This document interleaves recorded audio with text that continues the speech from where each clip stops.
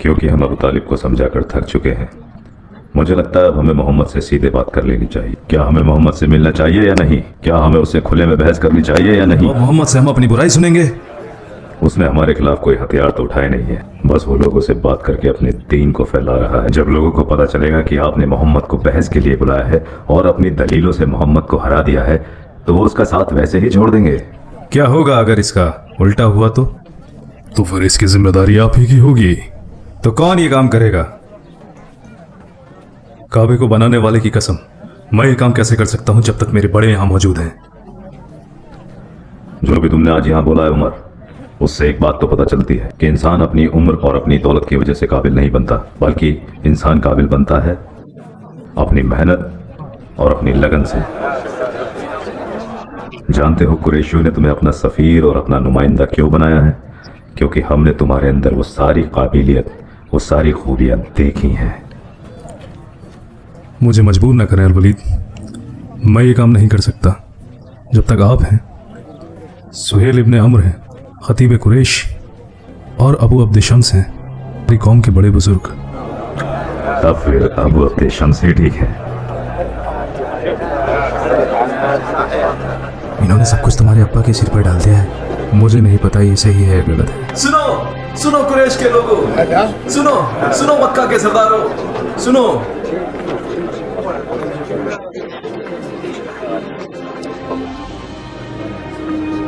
मक्का के लोगों, मैं शहादत देता हूं कि मैंने सलीम को आज से आजाद कर दिया है। अब से ये मेरा बेटा है और आज से सलीम है सलीम इब्ने अबू उदैफा इब्ने उतबा इब्ने रबिया। मैं इसे अपना वारिस मानता हूं और इसे अपना वारिस भी बनाता हूं।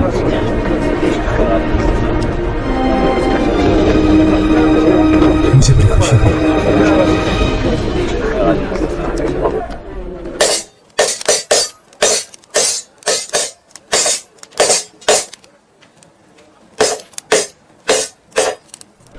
जब एक गुलाम आजाद होता है तो दूसरे गुलाम को उसके लिए खुश होना चाहिए। मुझे इस बात से कोई फर्क नहीं पड़ता। हाँ, फर्क पड़ता है मुझे, दुख भी होता है। उसने उसे आजाद भी करा दिया और अपना बेटा भी मान लिया और उसे अपना नाम भी दे दिया। और ये सब इसलिए क्योंकि वो एक अरबी गुलाम है और हमारा क्या, हम तो हबशी गुलाम है ना। और बताओ मुझे, दुनिया को बनाने वाले ने काला और गोरा क्यों बनाया? क्या तुम्हें अपना रंग पसंद नहीं वाशी? तुम्हें है क्या? लेकिन मुझे है। नहीं, मुझे नहीं है, क्योंकि मैं एक हबशी हूं, इसलिए ये लोग मुझसे नफरत करते हैं। अगर मेरा रंग भी गोरा होता तो ये मुझे भी आजाद करते। तुम भी उनकी तरह हो गए हो वाशी, उनकी तरह। हाँ, क्योंकि तुम भी उनकी आंखों से अपना रंग देख रहे हो। तुम उनके गुलाम नहीं हो, बल्कि वो तो खुद अपनी इच्छाओं के गुलाम हैं। वो कभी सच को नहीं देख सकते और हमेशा ऐसे ही भटकते रहेंगे। जो मैं सुन रहा हूँ वो किसी गुलाम से पहले कभी नहीं सुना। मैं अपने आकाओं का गुलाम नहीं, जानते हो क्यों? क्योंकि मेरा शरीर उनका गुलाम है, लेकिन मेरा जिस्म और मेरी रूह उन सबसे ज्यादा आजाद है। तुम मुझे सपने दिखाने चले हो। कुरैश के लोग आज आपस में बातें कर रहे थे। तुम्हारा इस बारे में क्या सोचना है? क्या मतलब? क्या गुलाम के पास कान नहीं होते? मैंने तब तक कुछ भी नहीं सुना जब तक अबू दैफा ने सलीम को आकर आजाद नहीं कर दिया। तुम वहां खड़े थे और तुमने कुछ भी नहीं सुना? मेरे मालिक ने मुझे सिखाया है कि अगर मैं किसी मजलिस में खड़ा हूं तो ना मुझे देखने की इजाजत है और ना सुनने की। हाँ, मैं जानता हूं वो मोहम्मद और उनके दीन के बारे में बात कर रहे थे। तो तुम क्या सोचते हो? क्या मतलब? तुम्हें आज हो क्या गया है? कुरैशियों को इस बात से तकलीफ होती है, इस बात पर एक गुलाम अपनी राय कैसे दे सकता है? राय यहाँ होती है, यहाँ या यहाँ। इंसान को पहले खुद को देखना चाहिए। इंसान, ये खूबियां मेरे अंदर कब आएंगी? और मैं क्यों मोहम्मद की परवाह करूं? तुम इस बात को नहीं समझ पाओगे। मुझे इस बारे में कोई राय नहीं देनी, लेकिन तुम तो दे रहे हो। मेरी राय यह है कि ना तो मैं मोहम्मद के दीन की परवाह करता हूं और ना ही कुरैशियों की, और मेरे लिए इन दोनों के दीन का कोई मतलब नहीं है। सही कहा, आपको सिर्फ कुरैशियों का नबी बनाकर नहीं भेजा गया है और ना ही सारे अरब का, बल्कि आपको नबी बनाकर भेजा गया है पूरी कायनात का। और उसमें काले, गोरे, अरबी, गैर अरबी और न जाने कितने। ये सब तुमने कहां से सीखा मामा के बेटे? अगर तुम भी लोगों को ऐसे सुनते जैसे कि मैं सुनता हूं तो तुम भी शायद जान जाते। तुमने कहा सारी कायनात के लिए, तो क्या उसमें आज़ाद और गुलाम लोग भी हैं? तो कल अगर मैं मोहम्मद पे भरोसा करूं तो क्या वो मुझे आज़ाद करा देंगे? अगर तुमने कल उन लोगों को सुना होता तो तुम जान जाते कि वो आपसे कितना बैर रखते हैं, जबकि आप अखलाक और फ़राइज़ में उन सबसे कहीं ज़्यादा अफजल हैं। अगर वो तुम्हें आज़ाद करने का हुक्म भी देते हैं तो ये लोग नहीं मानेंगे।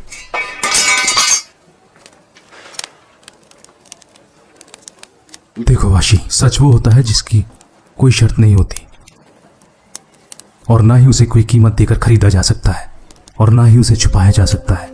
जिस दिन ये सच सामने आएगा तो सबको बराबर का इंसाफ मिलेगा।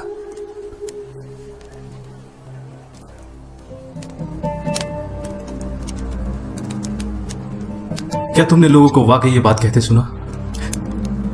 क्या ये सच है?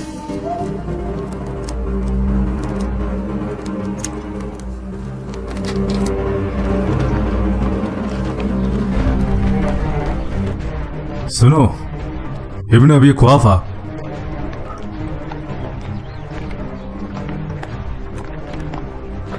हम तुम्हें सभी लोगों में सबसे अफजल समझा करते थे जब तक कि तुमने मुदम्मम का साथ नहीं पकड़ लिया। न सिर्फ तुमने उनका साथ पकड़ा बल्कि अपने साथ साथ और लोगों को भी बिगाड़ दिया। लानत है तुम पर। और तू चरवाहे, तू क्या सोचता है इन लोगों का साथ पकड़कर तू बच जाएगा? मैं भी देखता हूं तुझे मुझसे कौन बचाता है। अब तो ज्यादा दिन तक मेरे कहर से बच नहीं पाएगा। तुझसे ज्यादा वफादार तो उन भेड़ों के साथ रहने वाला कुत्ता होता है। बहुत जल्द मेरा अजाब तुझ पे नाजिल होने वाला है। फिर देखता हूं तुझे कौन बचाता है।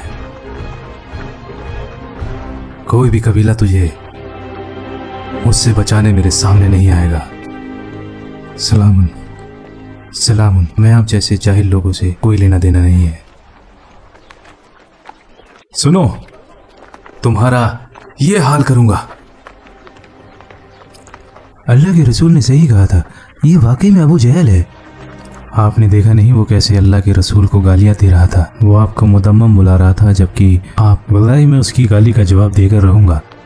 मेरे नबी ने ऐसा करने से मना किया है। वल्लाही आपको तो रहनुमा बनाकर भेजा गया है ताकि वो लोगों में खुशियां भी बांटें और साथ ही साथ हिदायत भी करें। आखिर में हम सबको उसे खुदा के पास ही जाना है। और आप इब्ने मसूद, आपने तो पूरा कुरान हिफ्ज़ कर लिया है, फिर आप उस खुदा की अनदेखी कैसे कर सकते हैं? अल्लाह कहता है,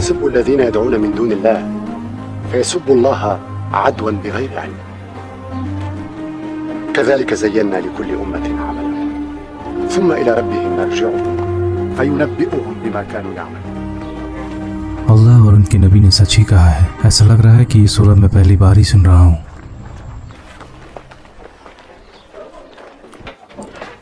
आइए, आपका खैर मकदम है।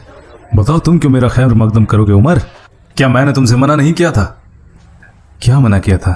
यही कि दूसरों के सामने मेरी मुखालिफत मत करना। तुमने देखा नहीं कैसे उतबा इब्न रबिया ने तुम्हारी तारीफ की और मुझे नीचा दिखाया? या तुम ये बताना चाहते हो कि उमर उसके मामा से ज्यादा समझदार है? तो आप इसलिए यहां आए हैं। सुनो अबू अल हाकम, तुम भी मुझे अबू जहल क्यों नहीं बुलाते जैसे मोहम्मद और उसके सहाबा मुझे बुलाते हैं?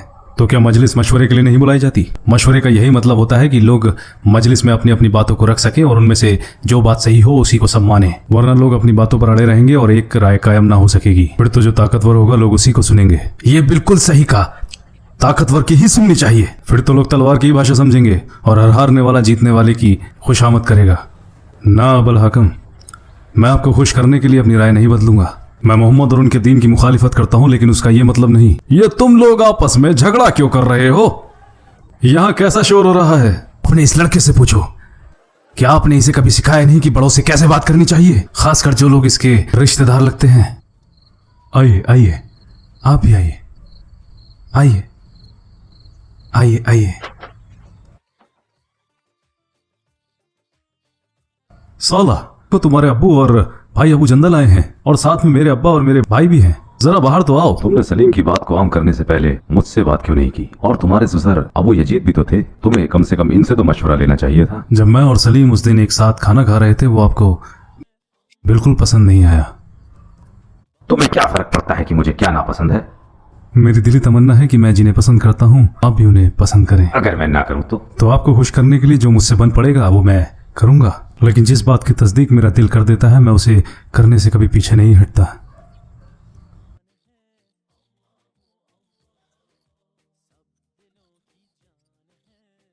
जो तुम्हारे खाविंद ने सलीम के साथ किया उससे तुम खुश हो? मैं कैसे ना खुश हो सकती हूँ? सालिम तो मेरे बेटे की तरह है, और अगर मैं पसंद ना भी करूँ तब भी मैं अपने खाविंद के खिलाफ नहीं जा सकती। और अब्बा जी, अगर मैंने कभी ऐसा किया तो सबसे पहले आप ही आएंगे मुझे डांटने के लिए। सालिम, सईदी, यहाँ आओ।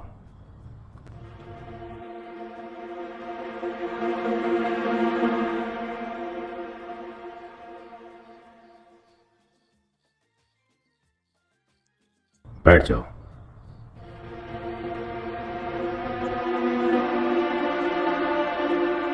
अपने दादा की बात सुनो लड़के।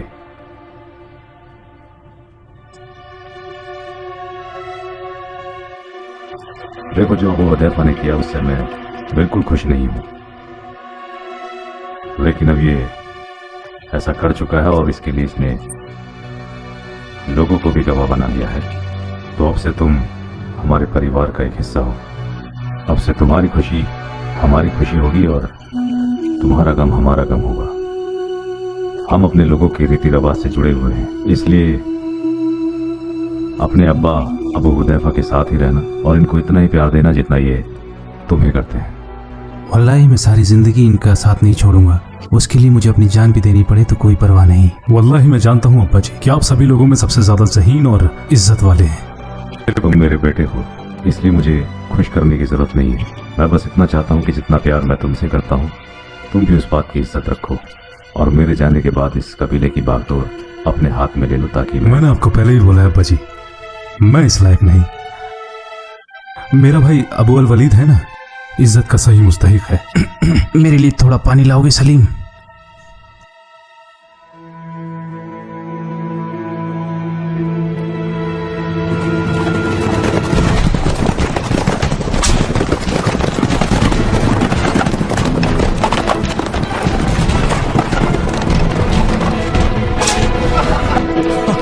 खालिद जीत गया। तुम्हें अपनी आंखों का इलाज कराने की जरूरत है। जब पहली रेस तुमने जीती थी तब क्या मेरी आंखें सही काम कर रही थी? और अब तुम इस बार हार रहे हो तो मेरी आंखों का कसूर है। हाँ, मुझे पता है तुम ये नहीं बोलना चाहते कि उमर खालिद से दोनों बार जीत गया, क्योंकि वो तुम्हारा रिश्तेदार भी है और तुम दोनों मखजूम कबीले से भी हो। हाँ, मैं जानता हूँ वो मेरा रिश्तेदार भी है और मेरी कौम का है, लेकिन तुम भूल रहे हो शायद कि मैं तुम्हारा मामा भी हूँ और करीब का। हाँ, तुम जब तक थे जब तक तुमने अपने रिश्तेदार के हक में फैसला नहीं दिया। अब नहीं हो। याश, लोगों को खुश करना भी आसान नहीं होता। सही कहा, और उनमें सबसे ज्यादा वही पिसता है जो दो लोगों के बीच फैसला कराता है। चलो अब तुम ही फैसला करो, हम दोनों में रेस कौन जीता? वही जीता जिसपे मैंने अपनी शर्त लगाई थी, यानी कि मैं। तुमने उस पर शर्त लगाई ये सोचकर कि मैं हार जाऊंगा। देखो, मैं दोनों बार शर्त जीत गया। दोनों बार? देखो, पहली बार मैंने तुम पे शर्त लगाई और मैं जीत गया। ये अपनी गलत सोच में हम दोनों को भागीदार बना रहा है। तुम ये क्यों नहीं कहते कि मैंने अपनी सही सोच लगाकर दोनों को बराबर आका है? पहली बार में उमर और दूसरी बार में तुम, और ये दोनों बार ही जीत गए। आमिर बिन अलास की किस्मत आज वाकई में बहुत बुलंद है। तुम्हें क्या लगा ये किस्मत का खेल है? मैंने पहले ही रेस में उमर के घोड़े को भांप लिया था। वो खालिद के घोड़े के मुकाबले में ज्यादा हाँफ रहा था। इसी से मैंने अंदाजा लगा लिया था कि ये पहली रेस में काफी थक चुका है और दूसरी रेस में उमर के घोड़े से हार जाएगा। अच्छा, तो अब समझ में आया कि ये घोड़ा हारा है, घुड़सवार नहीं। घोड़ा हमेशा घुड़सवार के इशारों पे ही चलता है। बात को घुमाने की कोशिश ना करो उमर। ये तो हमजा इब्ने अब्दुल मुत्तलिब है। हाँ, वाकई हमेशा की तरह शिकार पे जा रहे हैं। क्यों ना हम भी इनके साथ शिकार पर चले जाएं, ये जानते हुए भी कि हमारे और हाशिम कबीले के बीच में क्या चल रहा है। लेकिन हमजा ने तो मोहम्मद का दीन कबूल नहीं किया और हमारे बड़ों ने तो अभी तक इन मसलों सिवाय उमर के बुजुर्गों के होते हुए भी अदिया कबीले ने इनको चुना। वह वाकई में बहुत शानदार घुड़सवार है।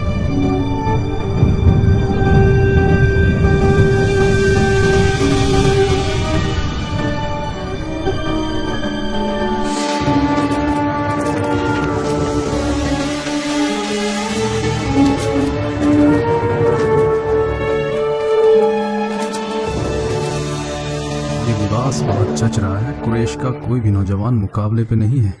कहाँ जा रहे हो अब्दुल्ला? मुझे कुछ काम है। मुझसे कुछ छुपा रहे हो? इसमें छुपाने और बताने जैसी कोई बात नहीं है। क्या तुम हमारे साथ मजलिस में नहीं चलोगे? या तुम्हें अपने बाप का साथ पसंद नहीं है? नहीं, ऐसी कोई भी बात नहीं है। अगर तुम्हारे लिए दूसरों का साथ और मेरा साथ एक ही बात है तो मेरे साथ ही चलो। मुझे जहाँ पसंद है मैं वहीं जाऊँगा।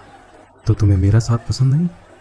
देखिए अब्बा, मैं आपके साथ बहस नहीं करना चाहता। जब भी मैं तुमसे कहीं जाने के लिए बोलता हूँ तुम हमेशा ही मुझे मोहम्मद और उनके सहाबाओं पर कभी ना खत्म होने वाली बहस के अलावा आप करते क्या है उस मजलिस में? कभी ना खत्म होने वाली? तुम्हें नहीं पता उन्होंने क्या किया है हमारे साथ? बताइए अब्बा जी, क्या किया है उन्होंने? उन्होंने हमारे दीन और हमारे खुदाओं को गालियां दी हैं। तो आप क्यों अपने खुदाओं की हिमायत कर रहे हैं?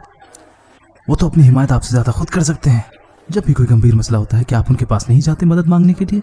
क्या आप उनके पास जाकर अपने मंसूबे जाहिर नहीं करते या उन्हें खुश करने के लिए कुर्बानी पेश नहीं करते? वो तो अपने साथ साथ आपकी भी हिफाजत कर सकते हैं। तो क्यों ना आप मोहम्मद को इन खुदाओं के भरोसे छोड़ दें? या आपको इनकी काबिलियत पे कोई शक है? मैं तुमसे कोई बहस नहीं करना चाहता। जाओ यहाँ से, मुझे तुम्हारी कोई जरूरत नहीं है। सुनो, क्या तुम्हें इससे बेहतर कपड़े नहीं मिले? कम से कम अपना नहीं तो अपने बाप का ख्याल तो करो। लोग क्या कहेंगे? फिक्र न करें अब्बा जी, लोगों को पता है और वो जानते हैं कि आप कितने दिलदार हैं और लिबासों को लेकर आप कितने फिक्रमंद रहते हैं। और अगर वो करते भी हैं तो मेरे भाई का लिबास उन्हें झूठा बना देगा। अबू जंदल, क्या तुम मेरे साथ चलोगे? अबू जंदल, तुम मेरे साथ आओगे?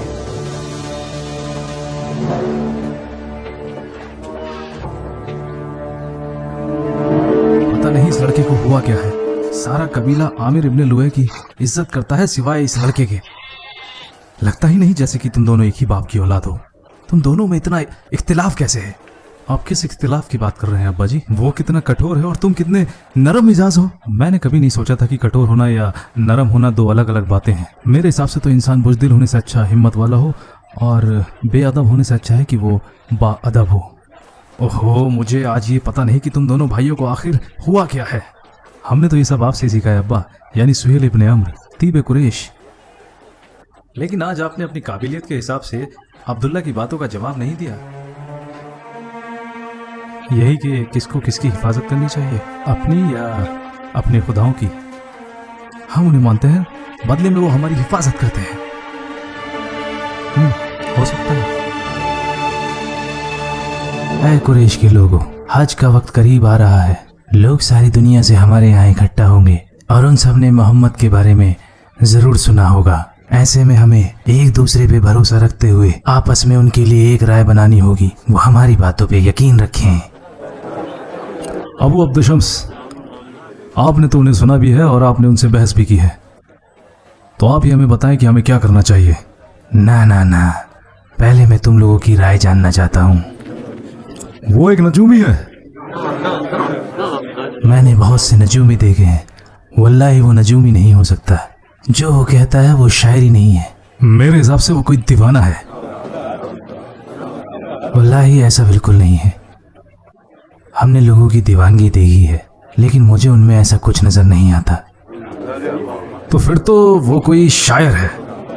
नहीं नहीं, वो शायर तो बिल्कुल नहीं हो सकता। हमने बहुत बड़े बड़े शायर भी देखे हैं और उनके अल्फाज भी सुने हैं, लेकिन मैं तो कहता हूँ वो जादूगर है। बिल्कुल सही कहा।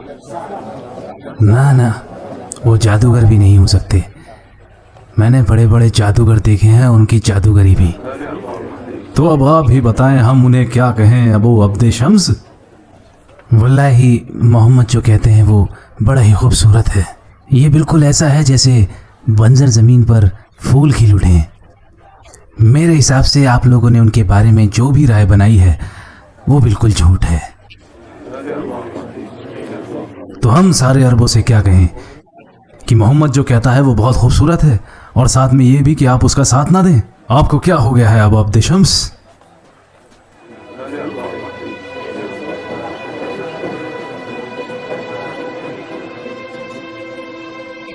मेरे हिसाब से जो आसपास है वो है नजूमी।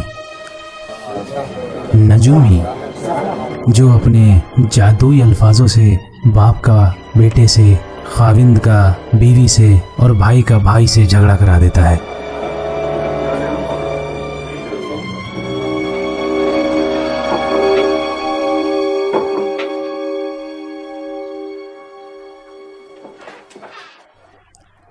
बताओ मुझे, जो मैंने आज कहा वो सही था? मेरा मतलब कि सारे अरब को बताने के लिए मुझे इसके अलावा कुछ और नहीं मिला कि वो एक नजूमी है। वल्लाही उनके खूबसूरत और मीठे अल्फाज किसी भी इंसान का उसके बाप, भाई या बीवी से इख्तिलाफ करा सकते हैं और इसी बात को लेकर इख्तिलाफ पैदा हो जाता है। शायद आप बिल्कुल ठीक कह रहे हैं अब्बा जी। जो भी आपने कहा, लोग उससे इत्तेफाक रखते हैं। बताओ मुझे। अब्बा जी, जब आपने पूछा ही है तो मैं बिल्कुल सही बताऊंगा। आपको क्या हो गया है अब्बा जी? आप कैसे दो नावों में सवार रह सकते हैं? क्या आपने कुरान को सबसे बेहतरीन कलाम नहीं माना? वल्लाही जब कभी भी मोहम्मद के किसी सहाबा से कुरान की तफसीर के बारे में पूछा गया तो आपसे अच्छी तफसीर किसी ने नहीं की। तो आप कैसे लोगों को ये सलाह दे सकते हैं कि ये एक बनावटी जादू टोना है? अपने काबू में रहो अल-वलीद। तुम हमारे अब्बा पर ही इल्जाम लगा रहे हो। वल्लाही मैं तो इनको आगाह कर रहा हूँ। जब लोगों को पता चलेगा कि आपने उनसे झूठ बोला है तो चाहे वो इस बात को मान भी लें, लेकिन वो इनके खिलाफ हो जाएंगे। ये अरब और उसमें रहने वाले इज्जतदार लोगों का किरदार नहीं कि वो लोगों से झूठ बोलें। और जहाँ तक हज की बात है तो लोग दूर दूर से आएंगे और मोहम्मद को सुनेंगे, जैसा हमारे अब्बा ने किया। और वो भी वो बात जान जाएंगे जो हमारे अब्बा को पता है, क्योंकि वो लोग भी कोई बेवकूफ़ तो नहीं है। उनके पास भी कान है, दिमाग है और दिल है जैसा हमारे पास है। और वो ये भी जान जाएंगे कि जो इल्ज़ाम हमने मोहम्मद पर लगाए हैं वो एकदम झूठ और बेबुनियाद हैं। वल्लाही अल-वलीद, तुमने बिल्कुल ठीक कहा। मैं वाकई में उलझन में पड़ गया था।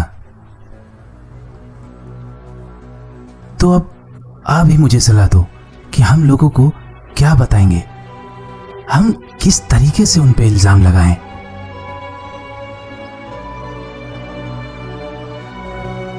वल्लाही मुझे अपने कानों पे यकीन नहीं हो रहा। लोगों को वो बताओ जो आप एक दूसरे से कहते हो, लेकिन फिर तो मोहम्मद का कद हमसे बड़ा हो जाएगा। अगर आप सच नहीं बोल सकते तो कम से कम चुप तो रह सकते हैं। फिर हम एक ही काम कर सकते हैं कि लोगों को मोहम्मद से मिलने से रोक दें।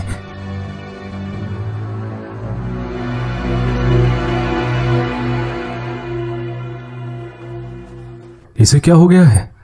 पहले तो इसकी जबान नहीं खुलती थी और आज ये इतना बोल गया। अपने भाई के बारे में गलत मत बोलो खालिद। वो तुम्हारा सौतेला भाई जरूर है, लेकिन मेरी नजर में तुम दोनों बराबर हो। अगर तुम्हें कुरैश की फौज का सिपह सलार बनाया है तो अपनी ताकत पर घमंड ना करो। दो ही तरीके के लोगों ने अरबों पे राज किया है, या तो अपनी तलवार के दम पर या फिर वो जिनमें सब्र और सलाहियत दोनों हैं।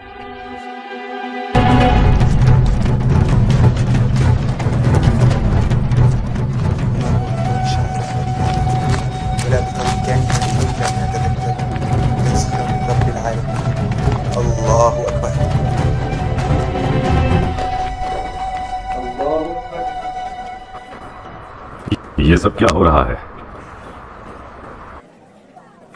मुझे कसम है अबू हुदैफा, कसम है अपने खुदाओं की, ये सब देखने से पहले मैं मर क्यों नहीं गया। अगर लोगों को इस बात का पता चलेगा तो मैं उन्हें क्या जवाब दूंगा? कौन से लोग अब्बा जी? जब मैं उसे खुदा से डरता हूँ तो मुझे चाहिए तुमसे तुम्हारे खुदा ने कहा है कि तुम अपने बाप की नाफरमानी करो? नहीं, बल्कि वो तो कहता है कि हमेशा अपने माँ बाप के फरमाबरदार रहो। इस्लाम का तो बुनियादी उसूल यही है कि उस एक खुदा में यकीन रखो। अरे सालिम, जरा वो आयत पढ़ना। قضى ربك ألا تعبدوا إلا إياه وبالوالدين إحسانا إما يبلغن عندك الكبر أحدهما أو كلاهما فلا تقل لهما أف ولا تنهرهما وقل لهما قولا كريما واخفض لهما جناح الذل من الرحمة وقل رب ارحمهما كما ربياني صغيرا।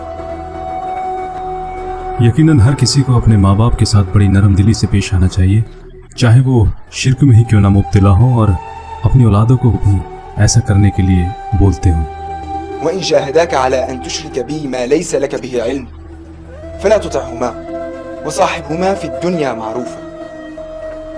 जो पहले तुम्हारा गुलाम हुआ करता था वो हिफ्ज़ कुरान होने के बाद दीन में तुमसे आगे निकल गया है क्या? शायद इसीलिए नमाज में तुमसे आगे खड़ा था।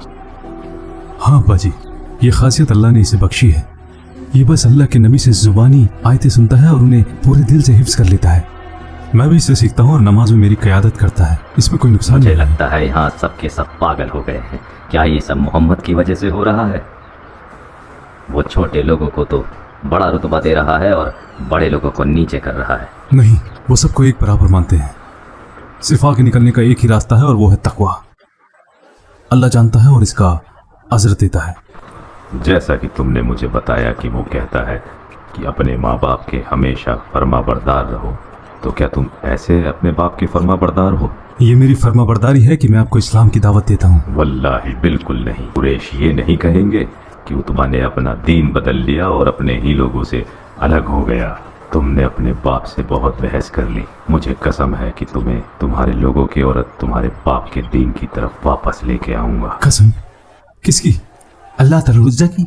उन खुदाओं की जिन्हें आप खुद बनाते हैं। पहले तो उन्हें खुद बनाते हैं, फिर उनके आगे खुद ही झुकते हैं। जिसे आप बनाते हैं वो आपको बनाने वाला हो जाता है, और जिसे आप पैदा करते हैं फिर वो आपको पैदा करने वाला हो जाता है। इससे अच्छा तो आप उसे खुदा में यकीन रखें जिसने पूरी मखलूकात को बनाया है और उस एक की इबादत करने का हुक्म दिया है। अगर उस खुदा से अज़र चाहते हो तो फर्मा बरदार बनो। अल्लाह की मेहरबानी चाहते हो तो मेहरबान बनो। अल्लाह से नेकी चाहते हो तो नेक बनो। अगर चाहते हो कि अल्लाह तुम्हें इज्जत और प्यार दे तो लोगों के साथ इज्जत और प्यार से पेश आओ। सब मिलकर एक हो जाओ जैसे वो खुदा एक है। बताओ मुझे क्या सही है? या वो खुदा जिनकी वजह से आप आपस में बटे हुए हैं? वो सारे बुत जिन्हें अपनी मर्जी और पसंद से बनाते हो? यहाँ तो सभी कुछ उल्टा लगता है। क्या इंसान खुदाओं को बना सकता है? क्या हो रहा है यहाँ? आपको तो हमारे पास होना चाहिए था। बहुत गंभीर मसला है। इन्हें जवाब दो अबू दैफा। अपने बहनों अबू सुफियान से कहो, अपने ससुर अबू यजीद को बताओ, अपनी बहन से कहो।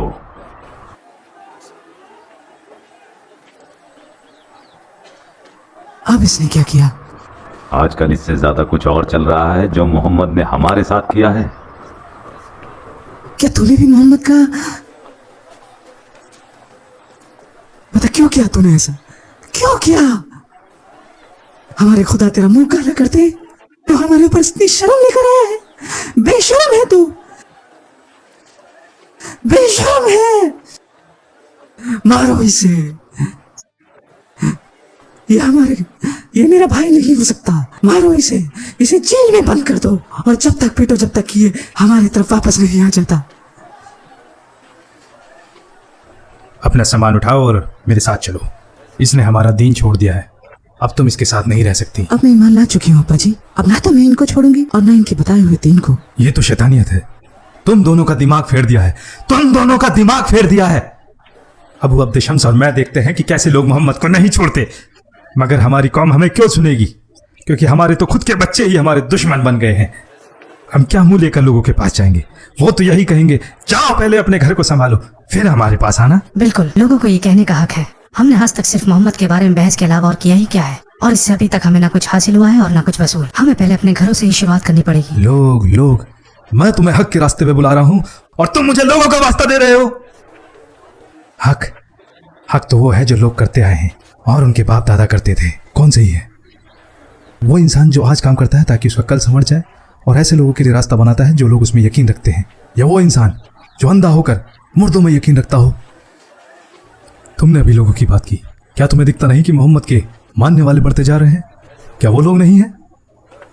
तुम्हारा क्या होगा जब अल्लाह के करम से उनका दीन फैलेगा? अल्लाह की कसम ये होगा। और तब क्या होगा जब ज्यादा से ज्यादा लोग इस बात को मानेंगे?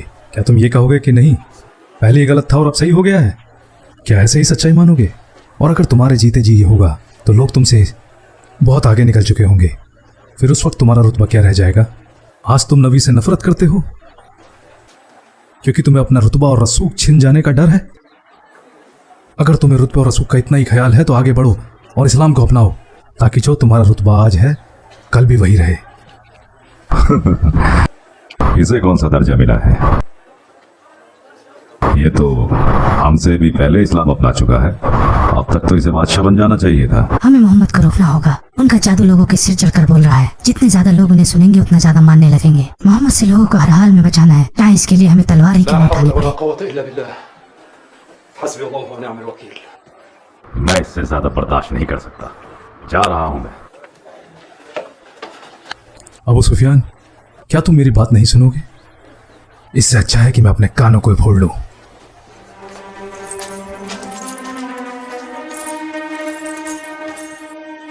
और आप अबू यजीद,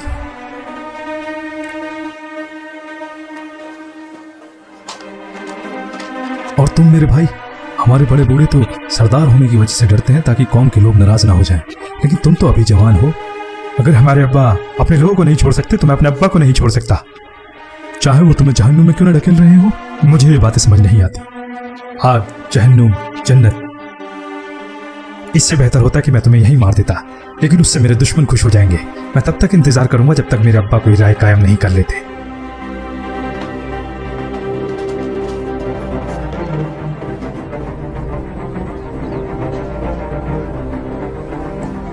सुनो अरब के इज्जतदार लोगों, जैसा तुम जानते हो हम हरम के लोग हैं और इसकी निगहबानी करते हैं। जिसने भी हरम के खिलाफ साजिश की है, हमारे खुदाओं के फजलो करम से वो सारे खाक में मिल गए। आप लोग गवाह हैं, जो यहां हाथी लेकर आए थे उनका क्या हाल हुआ था। अब हमारे बीच ही एक इंसान पैदा हो गया है जिसके बारे में आपने सुना होगा। वो अपने बारे में लोगों को बरगलाता फिर रहा है, लेकिन उसमें रत्ती भर भी सच्चाई नहीं है। उसकी वजह से हमारे आपस में इख्तिलाफ पैदा हो गए। हमारी पीढ़ियों की बेइज्जती करता है और हमारे खुदाओं को गालियां देता है। हमारे बीच से कुछ कम ज़र्फ और कम ज़हन लोग उसको मानने भी लगे हैं, ये जानते हुए भी कि वो हम लोगों में से ही एक है। मैं आपको उसके बारे में बता रहा हूँ। उसका रिश्तेदार होने के नाते उसकी शैतानी हरकत को सबसे पहले मुझे आप रसूखदार अरबों से छुपाना चाहिए था, मगर उसने कुछ ऐसा इजाद कर लिया है जिसे वो लोगों में आम कर रहा है और इसे लोगों को मानने के लिए मजबूर करता है। मैं जानता हूं अगर आज मैंने उसकी मुखालिफत नहीं की तो कल आप लोग मेरी मुखालिफत कर देंगे। अगर मैं आज आप लोगों को इस बारे में आगाह नहीं करता तो जो भी वो करता है उसका इल्जाम आप हमारे ऊपर लगा देते। इसलिए मेरी आपसे गुजारिश है कि जैसे हम हरम को लेकर वफादार हैं, ऐसी आप लोग भी अपनी वफादारी दिखाएं और उसे बिल्कुल ना सुने। आपके आने से पहले हमने मशवरा किया था कि या तो रिश्तेदार होने के नाते आपसे उसकी बातों को छुपा लें, या हम सारे अरब को आगाह कर दें कि वो उसकी रूहानी और मदहोश कर देने वाली बातों से दूर रहें। इसलिए हमने वो चुना जो हमें सही लगा, बल्कि ये नहीं कि उसके लिए क्या अच्छा था, जबकि वो हम में से एक है। इसलिए आपको इस पाक जगह वास्ता उससे दूर रहना। अगर उसने वाकई में कुछ अच्छा इजाद किया होता तो सबसे पहले हम उसे मानते, जबकि हम तो खुद उनके कबीले के लोग हैं। अगर वाकई उसकी बात में कोई दम होता तो हम पहले उसे मानते। वो तो यहां तक कहता है कि अगर आप लोग हमारे साथ हो जाएं तो अरबों को तो हमारे साथ आना ही पड़ेगा, लेकिन हम जवाब में बोलते हैं कि अरब के साथ हमारा रिश्ता आज का नहीं है, बहुत पुराना है। हम अरबों से दुश्मनी मोल क्यों लेंगे। उसके पास रूहानी ताकतों का खजाना है जिससे वो खानदान को खानदान से लड़वा देता है और लोगों को लोगों से लड़वा देता है, लेकिन हमने उसे मानने से इनकार कर दिया। तो जिस आग से हम खुद बच रहे हैं उसमें आप लोगों को कैसे ढकेल दें। हमारा ज़मीर ये गवारा नहीं करता, हमारा इंसाफ ये गवारा नहीं करता, और हमारा अखलाक वो भी गवारा नहीं करता। और उसकी रूहानी ताकतों से अपने आप को बचा लेना। जैसा अबू यजीद ने कहा, मैं मोहम्मद का चचा हूं, वो मुदम्मम है। मुदम्मम जा होने के नाते मेरा फर्ज बनता है कि मैं सबसे पहले उसका साथ दूं, लेकिन मेरे अखलाक और मेरे जज्बात ऐसा नहीं मानते। मैं आप लोगों को इस हकीकत से रूबरू कराऊंगा और शहादत दूंगा, क्योंकि मेरे अब्बा अब्दुल मुत्तलिब ने हमेशा मुझे सच का साथ देना ही सिखाया है। मैं भी अपने भतीजे मुदम्मम को प्यार करता था, यहाँ तक कि मैंने अपने दोनों बेटों की शादी उनकी दोनों बेटियों से करा दी। लेकिन जब मुझे उनके झूठ के बारे में पता चला तो मैंने अपने बेटों को बोला कि उसे फौरन तलाक दे दें। हाँ, वो मुझे प्यारा था, लेकिन उससे ज्यादा प्यारा मुझे मेरा दीन और मेरा शहर है। मैं आप लोगों के सामने आज शहादत देता हूँ कि वो झूठा है, मक्कार है। उससे दूर रहना और उसके पास भी मत जाना, वरना वो आप लोगों पे भी जादू कर देगा। आप लोगों ने इनके चचा की शहादत को सुना, अब बाकी कहने को कुछ बचा नहीं है। सुना आपने, अब बाकी कहने को कुछ बचा नहीं है।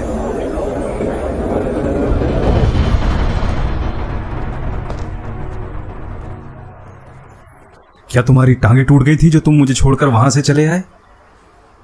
अब्बा जी, आप मुझे हमेशा डांटते क्यों रहते हैं? मेरा भाई अब्दुल्ला भी तो आपके साथ नहीं गया। मैं इससे तंग आ चुका हूं। तुम्हारा क्या नुकसान होता अगर तुम मेरी बात खत्म होने तक वहां रुक जाते। मैं आवाम के बीच बोलने का तरीका ही तो सिखा रहा था। मैंने बहुत कोशिश की अब्बा जी कि मैं आपको खुश रख सकूं, लेकिन आप तो जानते ही हैं कभी कभी भी नाइत्तेफाकी पैदा हो जाती है। कोई नाइत्तेफाकी नहीं होती। अगर मैं आपकी तरह नहीं सोचता तो इसका मतलब क्या मैं नाकाबिल हूं? तुम्हें क्यों हंसी आ रही है? अबू जंदल अपनी मर्जी के खिलाफ आपके साथ गया। अपने बेटे से वो काम ना कराओ जो उसे पसंद नहीं है। कहीं ऐसा ना हो कि आपको भी इस बात से ना इत्तेफाकी हो जाए। बोलो अबू जंदल, बता दो इन्हें, घबराओ नहीं, इन्हें वो बता दो जो तुमने मुझे बताया था। मैंने ऐसा कुछ भी नहीं कहा। ठीक है, फिर मैं बता देता हूं। अब्बा जी, जो भी आपने आज मोहम्मद के लिए कहा उससे आप बड़े खुश हो रहे होंगे, जबकि आप कुरैशियों में बड़े सादिक इंसान हैं। लेकिन ये सदाकत आपके साथ भी जा सकती है और आपके खिलाफ भी। ठीक उसी तरह जैसे एक तेज धार तलवार का इस्तेमाल इंसाफ को बचाने के लिए भी किया जा सकता है और नाइंसाफी को बढ़ाने के लिए भी। और आपने आज नाइंसाफी की है। आपने जो भी मोहम्मद के बारे में कहा है ना तो वो सही है और ना ही सच है। याद रखें अब्बा जी, सच्चाई के साथ बिताया गया एक पहर झूठ के साथ बिताई गई जिंदगी से कहीं बेहतर है। तुम मोहम्मद का साथ दे रहे हो, मुझे लगता है तुम भी कहीं उसके सहाबाओं में से एक तो नहीं हो, या तुम उसके पास बैठने लगे हो। तुम्हें पता नहीं है कि उसने तुम्हारे बहनोई अबू हुदैफा और तुम्हारी बहन साला को भी अपने जाल में फंसा लिया है। अगर मैं वाकई में ऐसा कुछ करूंगा तो सबसे पहले आपको पता चलेगा आखिर तुम्हें हुआ क्या है। हमने आपसे ही सीखा है। जब से हमने होश संभाला है आपने हमें बताया है कि मोहम्मद हमारे लोगों में सबसे ज्यादा सादिक, अल अमीन, अल करीम है। फिर अचानक एक दिन हम उठते हैं और आप हमसे बोलते हो कि नहीं, वो तो एक छोटा और मक्कार और जादूगर है। मैं पहले भी सच्चा था और आज भी सच्चा हूं। ऐसा नहीं हो सकता।